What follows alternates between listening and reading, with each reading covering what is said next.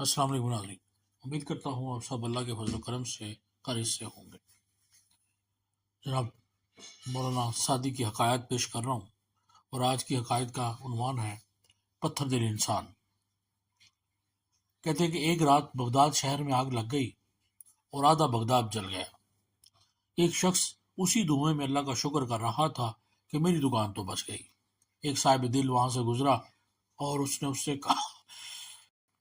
اس سے کہا کیا تجھے صرف اپنا ہی غم ہے یا کسی اور کا بھی؟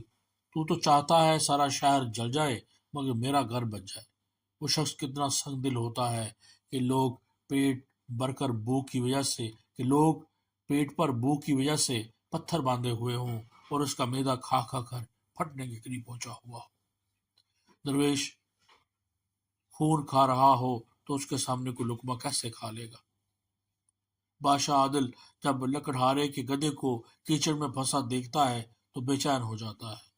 نیک بخت کے لیے سعدی کا ایک حرف ہی کافی ہے کہ اگر تو کانٹے بوئے گا تو چنبیلی نہیں کاٹ سکے گا۔ تو اس میں سبق جو ملتا ہے وہ یہ ہے کہ جو شخص دوسروں کی تکلیف پر بے چین نہ ہو جائے اس کو انسان کہنا ہی انسانیت کی توہین ہے۔ عام تباہی اور ہماگیر مصیبت کے وقت جو شخص اپنی عافیت پر مسرور و مطمئن ہو وہ انسانیت سے بہت دور ہے۔ بغداد کے بارے میں حکایت ہے تو اس وقت بغداد میں کیا ہو رہا ہے؟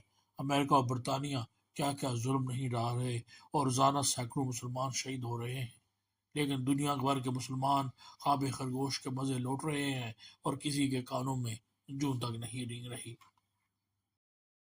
جب ایسا بے درد انسان نہیں ہو سکتا تو با ایمان اور مسلمان کیسے ہو سکتا؟